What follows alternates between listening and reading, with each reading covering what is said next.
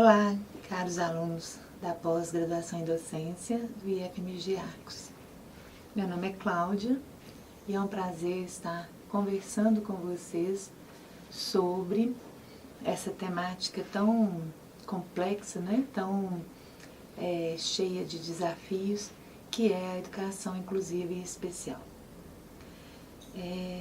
Não é um vídeo explicativo, né, de nenhum conteúdo da disciplina, porque ela é uma disciplina que traz muitas discussões, que traz muitas reflexões, que traz algumas tomadas, né, buscando a sensibilização sobre essa questão da inclusão e da educação especial. Então, esse vídeo é uma proposta somente de abertura, de um início de um diálogo, né, sobre a educação especial inclusiva, que vocês vão poder aprofundar, conhecer, estudar, refletir, tirar suas conclusões, né, através das apostilas, por meio dos textos que eu disponibilizo na sala, dos vídeos.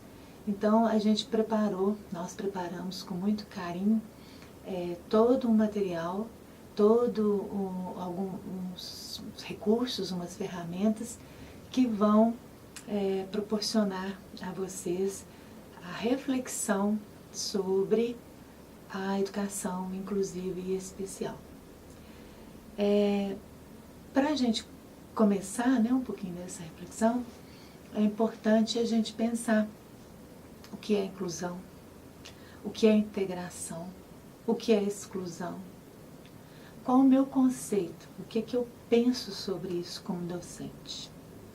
Esse é o primeiro fato. Antes de olhar conceitos, de estudar a teoria dos outros, estudar a legislação, estudar história, estudar conceitos de deficiências ou modalidades de ensino, a primeira reflexão deve vir de dentro. O que é incluir? Qual o meu conceito, qual a minha percepção, qual a minha concepção de incluir? Na minha vida, o que eu tenho incluído? Quando me pedem para incluir alguma coisa na minha vida, o que me faz pensar sobre isso? O que é para mim incluir? Incluir é trazer para dentro? Incluir é estar ao lado? Incluir é ficar mais ou menos perto de mim? O que é incluir no sentido restrito, no sentido mesmo da palavra? Essa é a primeira reflexão que a gente tem que fazer, para a gente poder depois questionar, pensar, tratar da inclusão como um todo na sociedade ou dentro do aspecto escolar, que é voltado mais à nossa disciplina. O primeiro caminho é esse. Qual o meu conceito de inclusão? O que eu acho difícil ou quais as possibilidades que eu vejo quando eu tenho que incluir algo na minha vida, quando eu tenho que incluir alguém na minha vida, quando eu tenho que fazer o processo de inclusão de algo que me desafia, que me traz possibilidades de trabalho diferenciado, que me traz obstáculos, que eu tenho que criar estratégias diferenciadas. Como eu faço para conduzir esse processo? Às vezes a gente vê essa questão da inclusão e parece uma moda, né? Parece um modismo, parece uma coisa que falam para a gente fazer, mas que não dá suporte e tal. Tem muito esse discurso aí rondando nas escolas. Na verdade, né, essa questão da inclusão, vocês vão ver na apostila, ela tem um aspecto histórico bem complexo, né? Na verdade, a gente vê que as pessoas com diferenças, né, sejam elas diferenças por necessidades especiais, por serem deficientes físico, intelectualmente, ou outras deficiências biológicas, ou os diferentes, na questão do gênero, na questão da raça, sempre foram tratados de um modo bem excluído, né, de uma forma de exclusão da sociedade. A gente tem lá no aspecto da história que os deficientes já foram vistos como dons de Deus, já foram vistos como possuidores de demônios, já foram vistos como algo que precisava ser expurgado, né? Durante a história, os deficientes foram vistos sempre como os deficientes ou os diferentes, como aqueles que incomodam, como aqueles que não contribuem, como aqueles que a sociedade é melhor deixar de lado, porque é melhor não ver, porque não traz nada de positivo. Só a partir do início do século XIX, final do século XIX, início do século XX, é que começaram discussões sobre como incluir essas pessoas, como dar recurso para as pessoas com qualquer tipo de necessidade ou, entre aspas, diferenças na educação escolar. No século XX, né, começaram bastante pesquisas, congressos, discussões sobre isso, que depois foram paralisadas de novo com as guerras mundiais, né, que fez um holocausto, né, que acabou, que viu, pra você ter ideia, foi aprovada uma eutanásia das pessoas, das crianças e idosos que tinham deficiências.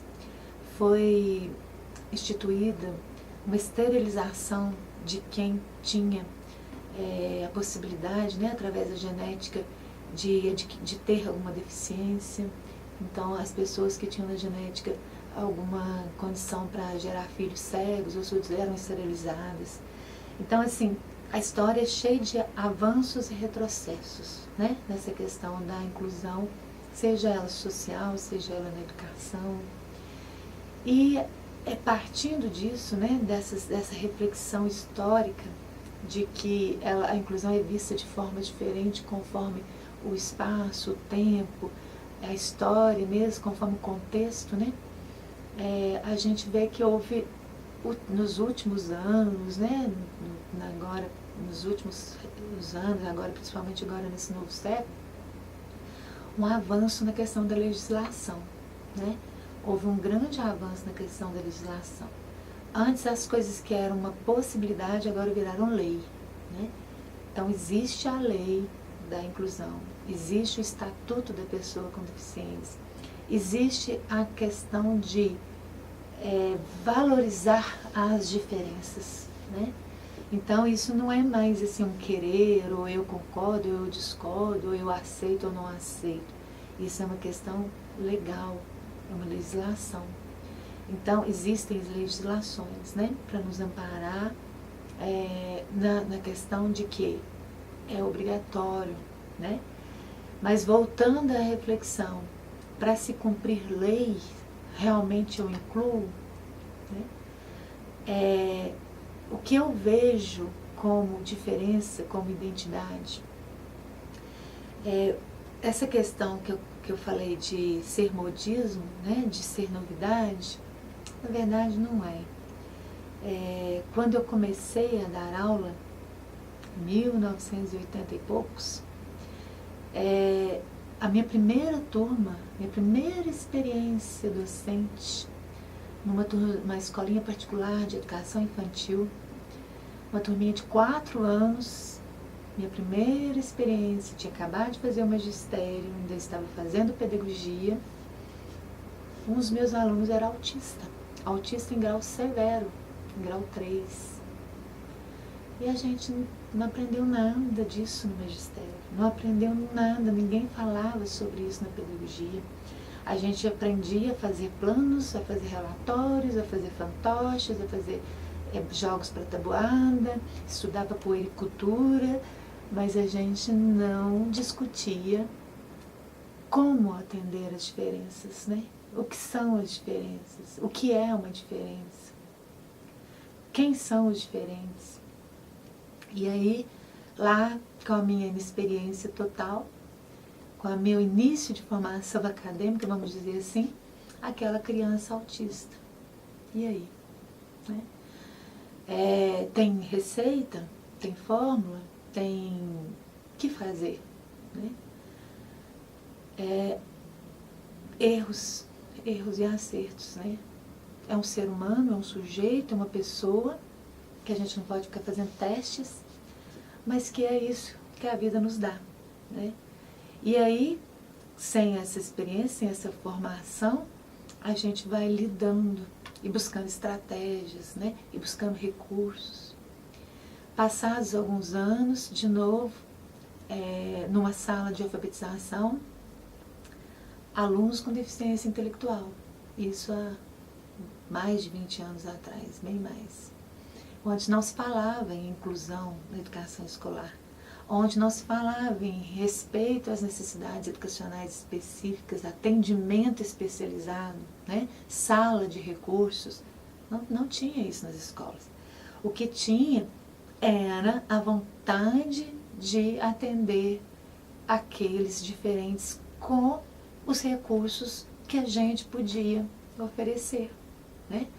E a gente criava, discutia, conversava, e buscava alternativas, né? E chamava a família e tentava adequar aquela situação. Era o que a gente tinha naquele momento histórico, naquele tempo, né?